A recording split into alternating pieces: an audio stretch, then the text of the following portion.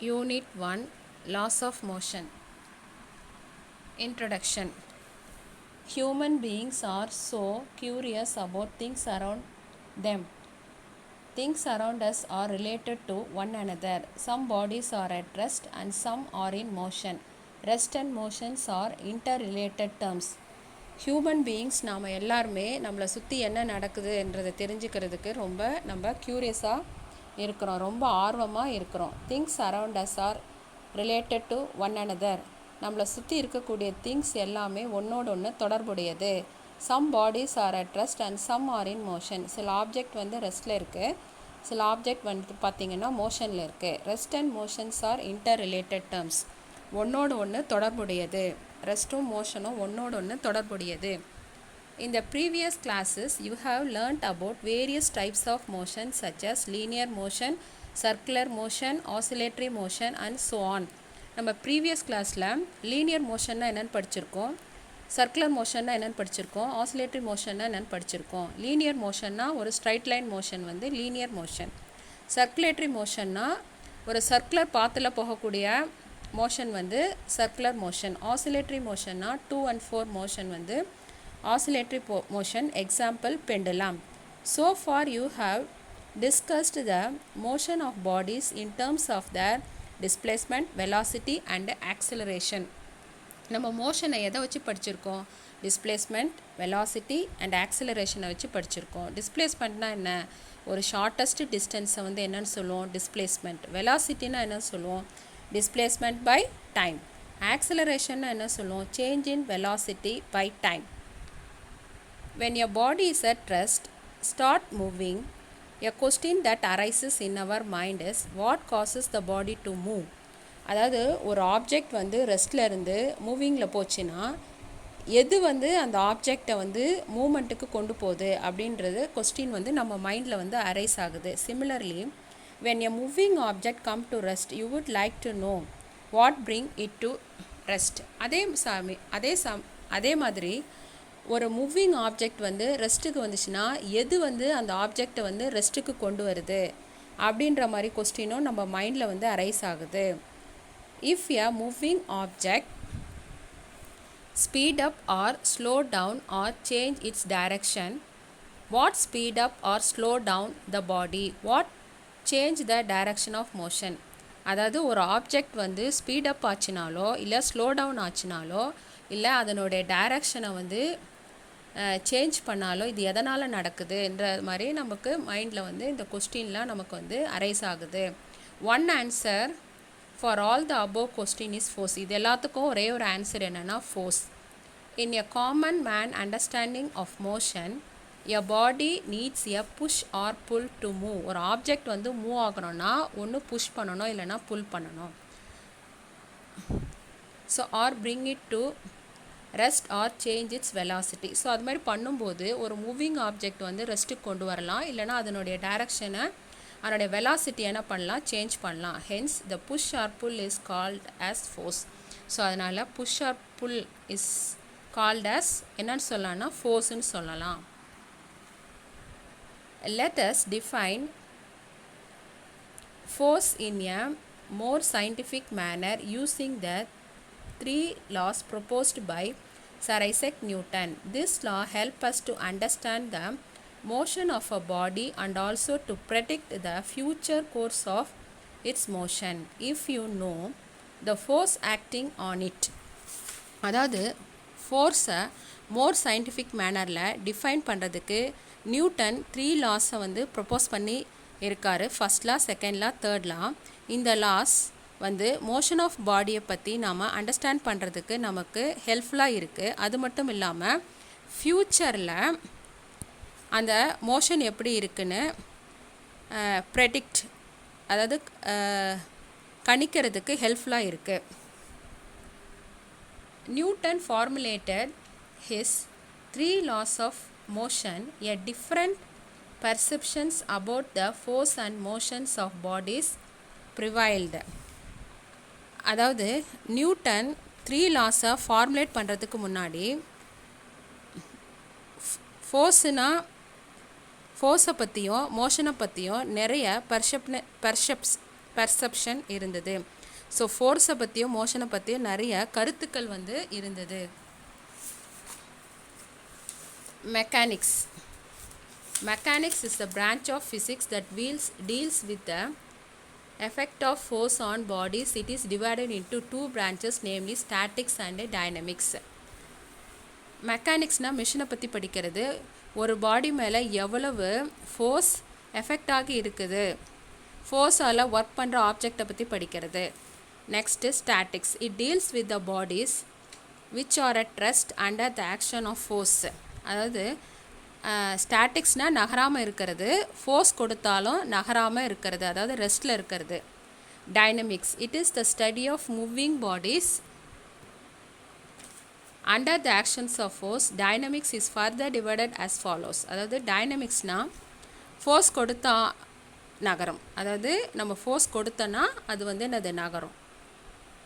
இது வந்து it is further divided into two, kinematics and kinetics. Kinematics, it deals with the motion of bodies without considering the cause of motion. அதாவது ஆப்ஜெக்டோட மோஷனை பற்றி படிக்கிறது, cos of மோஷனை பற்றி படிக்காமல் ஒரு object மேலே ஃபோர்ஸ் கொடுத்தா அது எந்த டைரக்ஷனில் போகுது, அதனுடைய மேக்னிடியூட் என்ன, இப்போது டைரக்ஷனை பற்றியும் ஒரு ஃபோர்ஸ் வந்து எவ்வளோ தூரம் கொடுக்குறோம் அதனுடைய மேக்னிடியூட்னா லென்த்து, ஸோ அதை பற்றியும் படிக்கிறது. Next, kinetics. It deals with the motion of bodies considering the cause of motion. Opposite to kinematics. மோஷனை பற்றி படிக்கிறது. மோஷன் எதனால் நடந்தது, ஃபோர்ஸால் நடந்ததா, அதை பற்றி படிக்கிறது. Next force and motion. According to Aristotle, a Greek philosopher and scientist, the natural state of earthly bodies rest. Aristotle என்ன சொல்கிறாருன்னா நேச்சுரல் ஸ்டேட்டை வந்து ரெஸ்ட்டுன்னு சொல்கிறாரு. He stated that a moving body naturally come to rest without any external influence of the force. ஒரு நேச்சுரலாக மூவிங்கில் இருக்கக்கூடிய object வந்து நேச்சுரலாக என்ன வந்துடும், எந்த ஒரு ஃபோர்ஸும் கொடுக்காமையே என்ன வந்துடும், அது ரெஸ்ட்டுக்கு வந்துடும் சொல்கிறாரு. Such motions are termed as natural motion. Force independent. நம்ம எந்த ஃபோர்ஸும் கொடுக்காம நேச்சுரலாக ஒரு மூவிங்கில் இருக்கக்கூடிய ஆப்ஜெக்ட் வந்து ரெஸ்ட்டுக்கு வர்றதுனால இது வந்து force independent. He also proposed that a force, a push or a pull is needed to make the body to move from their natural state.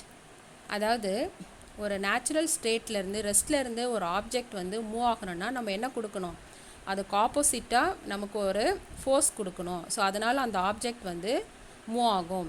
And behave contrary to their or natural state is called violent motion. So ரெஸ்ட்டில் இருக்க ஒரு object வந்து move ஆகணும்னா நம்ம ஒரு ஃபோர்ஸை கொடுக்கணுன்றாரு. So இது வந்து வயலண்ட் மோஷன். ஸோ இது வந்து force depend. Further he set, when two different mass bodies are dropped from a height, the heavier body falls faster than the lighter body. இப்போது ஒரு சர்டைன் ஹைட்லேருந்து டிஃப்ரெண்ட் மாஸஸ் உள்ள பாடியை நம்ம ஒரே சமயத்தில் ட்ராப் பண்ணோன்னா ஹெவியர் பாடி வந்து ஃபஸ்ட்டில் கிரவுண்டில் ரீச் ஆகும், லைட்டர் பாடி வந்து செகண்டாக ரீச் ஆகும். Next Galileo proposed the following concept about force, motion and inertia of bodies. First point, the natural state of all bodies is either the state of rest or state of uniform motion. அதாவது இவர் என்ன சொல்கிறாருன்னா natural ஸ்டேட்டுன்றது ஒரு object வந்து ரெஸ்ட்டில் இருக்கிறதையும் அப்படி இல்லைன்னா அந்த ஆப்ஜெக்ட் வந்து யூனிஃபார்ம் மோஷனில் இருக்கிறதையும் இவர் வந்து நேச்சுரல் ஸ்டேட்டுன்றாரு. ஆனால் அரிஸ்டாட்டில் வந்து ஒரு ஆப்ஜெக்ட் வந்து ரெஸ்ட்டில் இருக்கிறத வந்து நேச்சுரல் ஸ்டேட்டுன்றாரு. Second point, a body in motion will continue to be in the state of motion as long as no external force is applied. ஒரு எக்ஸ்டர்னல் ஃபோர்ஸு அப்ளை பண்ணாத வரைக்கும் ஒரு ஆப்ஜெக்ட் வந்து கண்டினியூஸாக அதனுடைய மோஷனில் இருக்குன்றாரு. Third point, when a force is applied on bodies, they resist any change in their state. This property of body is called inertia. அதாவது ஒரு ஆப்ஜெக்ட் வந்து ரெஸ்ட்டில் இருந்ததுன்னா ரெஸ்ட்லேயே தான் இருக்க விரும்பும், அதே ஒரு ஆப்ஜெக்ட் வந்து மோஷனில் இருந்ததுன்னா மோஷன்லேயே தான் இருக்க விரும்பும். தன்னுடைய ஸ்டேட்டை சேஞ்ச் பண்ணாமல் இருக்கிறதுக்கு ஒரு தடையை கொடுக்குது. ஸோ அது வந்து inertia. Fourth point, when dropped from a height in vacuum, bodies of different size, shape and mass falls at the same rate and reach the ground at the same time. இப்போது different size, shape, mass உள்ள ஒரு ஆப்ஜெக்டை வந்து வேக்யூமில் இந்த options of ஏரில் ஒரு certain ஹைட்லேருந்து நம்ம drop பண்ணோன்னா கிரவுண்டில் வந்து சேம் டைமில் வந்து அந்த 3 ஆப்ஜெக்ட்டுமே ரீச் ஆகும். Inertia. While you are traveling in a bus or in a car, when a sudden brake is applied, the upper part of your body leans in the forward direction. இப்போது ஒரு காரோ பஸ்ஸோ ட்ராவலிங்கில் இருந்துச்சுன்னா, இப்போ நம்ம சடன் பிரேக் நம்ம கொடுக்குறோன்னா, இப்போ sudden brake கொடுக்கும்போது நம்ம ஃபார்வர்ட் டைரக்ஷனில் நம்ம மூவ் ஆகிறோம். இதுக்கு என்ன காரணம்னா, நம்ம பாடி வந்து மோஷன்லேயே தான் இருக்க விரும்புது. அது சடனாக ரெஸ்ட்டுக்கு வர அதுக்கு விருப்பம் இல்லை. ஸோ தன்னுடைய ஸ்டேட்டை சேஞ்ச் பண்ணாமல் இருக்கிறதுக்கு ஒரு தடையை கொடுக்குது. ஸோ அதனால தான் நம்ம என்ன பண்ணுறோன்னா ஃபார்வர்ட் டைரக்ஷனில் மூவ் ஆகிறோம். Similarly when the vehicle suddenly is moved forward from rest, you lean backward. So இதே மாதிரி தான் ஒரு வெஹிக்கிள் வந்து ரெஸ்ட்டில் இருந்துட்டு மூவ் ஆகும்போது நம்ம என்ன பண்ணுறோன்னா பேக்வேர்டில் மூவ் ஆகிறோம். இதுக்கு என்ன காரணம்னா, நம்ம பாடி வந்து ரெஸ்ட்லேயே தான் இருக்க விரும்புது. அது மூமெண்ட்டில் போகிறதுக்கு அதுக்கு விருப்பம் இல்லை. ஸோ அதனால் ஸ்டேட்டை சேஞ்ச் பண்ணாமல் இருக்கிறதுக்கு ஒரு தடையை கொடுக்குது. ஸோ அதனால தான் அந்த ஆப்ஜெக்ட் வந்து நம்ம என்ன ஆகுது, அந்த பாடி வந்து என்ன ஆகுதுன்னா பேக்கில் போயிட்டு வரோம். This is due to any body would like to continue to be in the state of rest or state of motion. This is known as inertia. So ஒரு ஆப்ஜெக்ட் வந்து ரெஸ்ட்டில் இருக்கணும்னா ரெஸ்ட்லேயே தான் இருக்க விரும்பும், மோஷனில் இருக்கணும்னா மோஷன்லேயே இருக்க தான் விரும்பும். தன்னுடைய ஸ்டேட்டை சேஞ்ச் பண்ணாமல் இருக்கிறதுக்கு ஒரு தடையை கொடுக்குது. ஸோ அதுதான் வந்து inertia.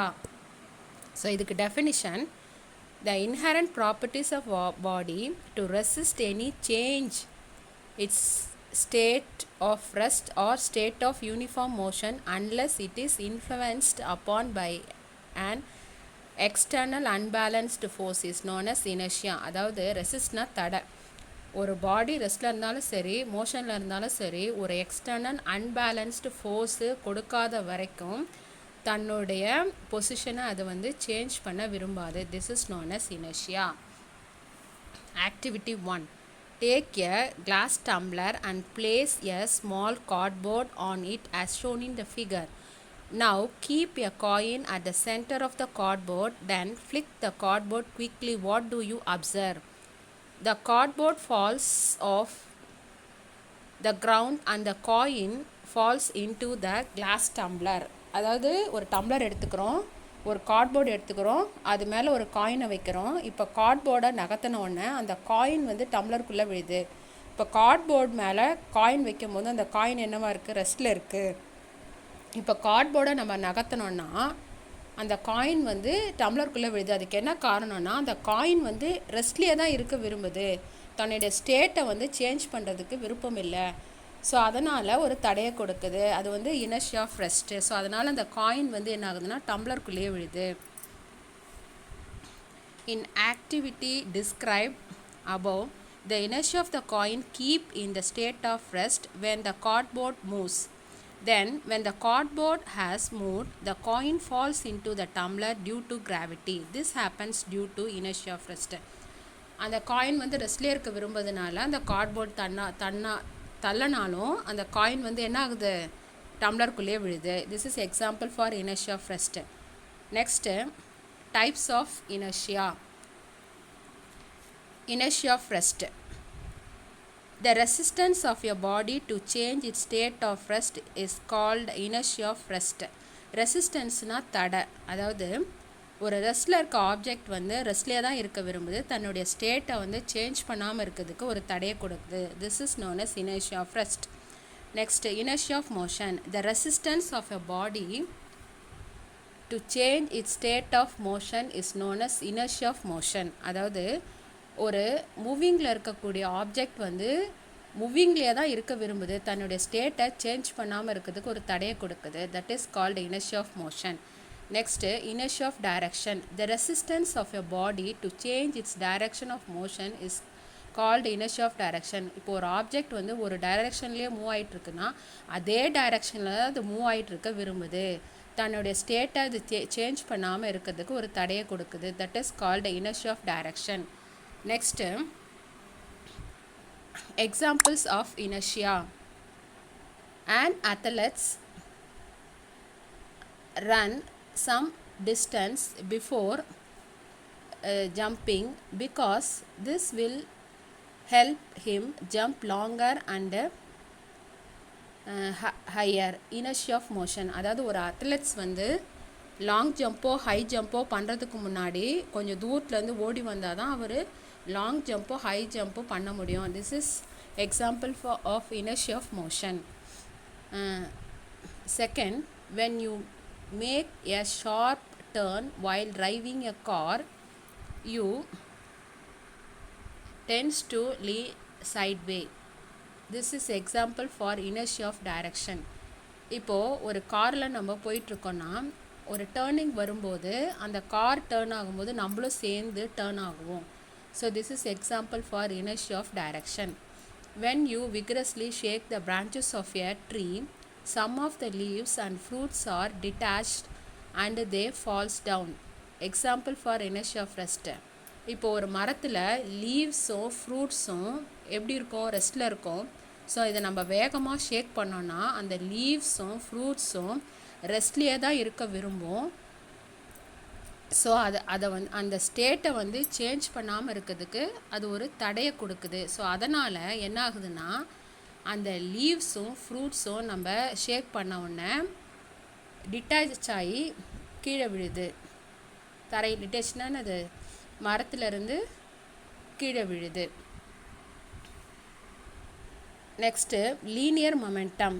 The impact of a force is more if the velocity and the mass of the body is more. இப்போ ஒருத்தரை நம்ம மெதுவாக தட்டினோன்னா அவருக்கு வலிக்காது, இதுவே வேகமாக தட்டினோன்னா அவருக்கு வலிக்கும். ஸோ ஃபோர்ஸ் அதிகமாக கொடுத்தோன்னா இம்பேக்ட் ஆஃப் ஃபோர்ஸ் அதிகமாக இருந்ததுன்னா வெலாசிட்டியும் மாஸும் எப்படி இருக்கும்னா அதிகமாக இருக்கும்.